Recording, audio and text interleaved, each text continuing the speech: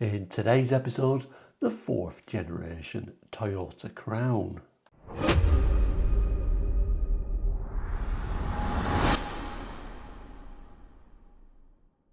Hello and welcome to Quarterlight, your car brochure channel, the channel that brings you car brochures here on YouTube from around the world for the 60s, 70s, 80s and 90s and sometimes beyond. So if you're interested in cars, car brochures, looking back at cars gone by that really bring back those memories, then please do consider subscribing to this very niche channel. Anyway, back to today's episode. Yes, the Toyota Crown, the fourth generation, which is actually my favourite generation of Toyota Crown. Love the styling of these, so let's have a look at this lovely 70s brochure. So here it is, this lovely Toyota Crown brochure. So this is the fourth generation. Like I said, my favourite of all the styled Toyota Crowns. I think these are my favourite and possibly one of my favourite Japanese classic cars actually. The fourth generation Crown was actually launched in 1971 to the Japanese domestic market. This particular brochure is from Canada actually, but it is printed in Japan, so I'm assuming these are worldwide stock images. But let's have a look a little bit further. Let's zoom into that image. And this front end is actually why I love them so much. I just love this sort of like stepped design with this sort of like indicator assembly in there. And the twin headlights recessed in, and also this colour coordinated bumper on this model as well. It looks very, very nice. A pretty rare car outside of the sort of like classic car weekends type of vehicle. I don't think I've ever seen one just driving around on the road actually. Even in the 70s, certainly I don't remember them. So the ones have been hugely popular in the UK, I wouldn't say, but obviously a good reliable car that, you know, Toyota always stood for, although in the early 70s in the UK, the car buying public was still a little bit wary of the so-called foreign cars. But let's open the brochure up. So this particular brochure is showing three different derivatives: the standard four-door sedan, your lovely two-door hardtop, which almost looks a little bit Mustang-like actually at the back there, and then probably what is my favourite actually, the custom station wagon. Looks so good as a station wagon or estate, whichever you prefer. And then on this side it's kind of like going through the interiors and your different choices, automatic or manual transmission. Let's have a look at the text first, we'll come back to the images. So we're introducing this as some people have to have the best of everything. For them, we have the Crown. From top to bottom, inside and out, every Crown is made with the best of everything. Like the engine, it's a highly developed overhead cam 6-cylinder. It has a 7-bearing crankshaft, which means it lasts longer. It also has fewer moving parts than the average engine. So you have fewer repair bills and more hours of trouble-free driving. Top speed is an easy 100 miles per hour, and you still get about 22 miles per gallon in the city. There's a heavy gauge perimeter frame. It's designed to absorb the impact of an accident, leaving the passenger compartment intact. Now we have to remember when it's talking about fuel economy figures, we're talking about the North American gallon there. It continues by telling us it also allows the floor of the car to be deeper and eliminates most of the hump in the middle. Inside the Crown, there's more of the best, like the contoured rear seat with its built-in headrests and fold-down armrest, or the reading lights in the back that don't disturb the driver. Even rear passenger radio controls. All standard equipment, including the AM/FM radio. The front seat gives you a choice, either the fully reclining bucket seats and the console-mounted 4-speed synchromesh transmission, or the beautiful bench seat and the column-mounted 3-speed automatic. You'll also find tinted glass all round, carpeting, 2 cigarette lighters, an electric clock that works, an electric rear window, defroster, and so on. It's our finest car. We give it extra time and attention. We also only use the best materials, made it safe and comfortable, and put a high performance engine under the hood. Here we get the four-door sedan then. Looks actually, for the early 70s, they do look like quite an advanced looking design actually. Very modern looking in some ways. And like I say, these are my favourite generation. I do like the styling, and those wheels are very interesting. White wall tyres and quite an interesting wheel trim or hubcap. Then we got this very attractive two-door hardtop with this pillarless look. It looks very stylish, and I guess the rear is where it's all about, the big crown badge on there. Do like the styling of this, and like I say, this sort of colour coordinated bumper with the bright insert looks very modern. And then finally the custom station wagon, which is indeed my favourite. Barely see a bumper on there at all, do you? I'm not sure crash protection was really high on their regard, and considering this is a luxury model, there isn't even a rear wash wipe on there, but I think it kind of like suits being in the States actually. That sort of a station wagon look, it just looks right. Yeah, and again, if we just move in a bit, there's our badge. It looks like it's in gold as well. Crown Custom. Here is a peek on the inside of that dashboard. Looks like this is a column change model. Looks quite a busy dashboard actually, with all the little switches and knobs on there. Like I said, it's radio standard.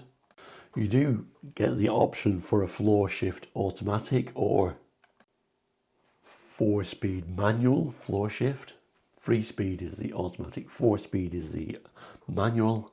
This is your hardtop interior, so it looks like we're getting a little bit of a wood rim steering wheel and a gear lever knob on there. A bit more of a sportier wheel, I guess, they was going for. But if you get the column shift, you got the option for that bench seat with that rather nice front seat armrest there. And then the rear has also got a nice armrest as well. Lovely looking seats actually, and obviously very much Toyota in the more luxury end of the market. So when we move to the back page, specifications at the bottom here, we'll get to that. Up here it looks like we've got some sort of key features and a bit of text. Let's start up here. It tells us we started testing the Crown before it was even a car. When you put the best of everything into something, you don't take any chances. We're still testing it today. Every part is checked and checked again when it's added to other parts. Everything is made to last, including the way it looks. Body shells are rust-proofed, painted and inspected over and over again. When the Crown is finally assembled, we put it through more tests. Water tightness, electrical extreme temperature, performance and braking tests. Even quietness and seat comfort are not taken for granted. Only by experimentation and severe testing can the best automobiles be built, and the Crown is one of the best. Then we get an image of the engine bay, your standard radio, a little bit of a look at some of the instrumentation, how much space there is in the boot, an image depicting your flow-through ventilation system there on the hardtop, your heater defroster with illumination controls. Interesting, rather than diagrams, we've actually got written words on there.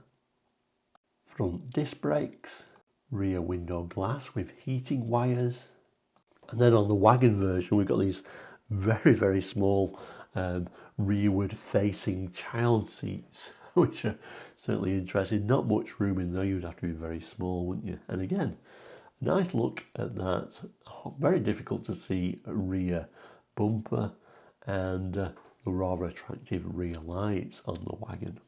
So the specifications then, so the engine type, a 6-cylinder inline SOHC, displacement 156.4 cubic inches, which works out to be approximately just under a 2.6 litre engine, I do believe. Combustion ratio 8.5 to 1, maximum horsepower SAE 140 horsepower at 5200 RPM, maximum torque SAE 156 foot-pounds at 3600 RPM, carburetor downdraft 2-barrel with automatic choke.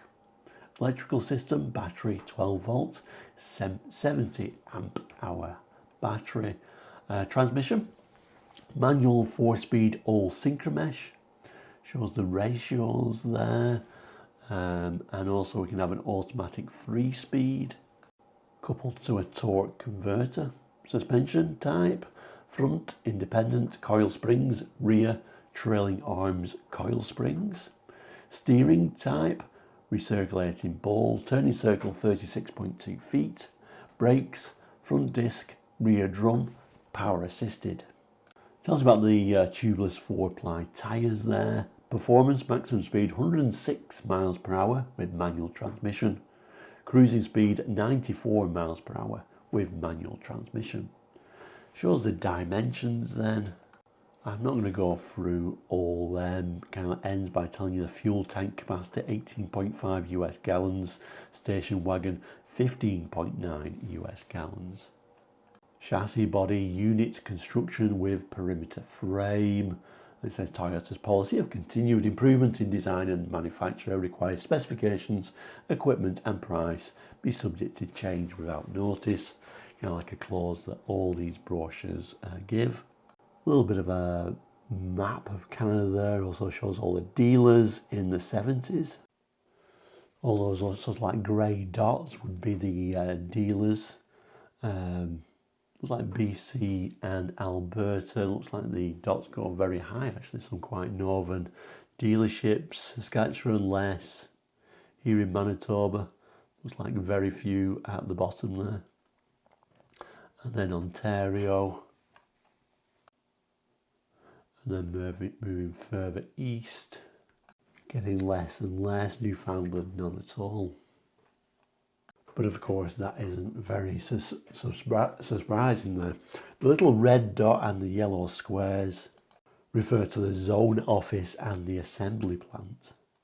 And then finally, the Toyota line of fine automobiles is sold and serviced throughout Canada, with offices in Sydney, Halifax, Montreal, Toronto, Calgary and Vancouver.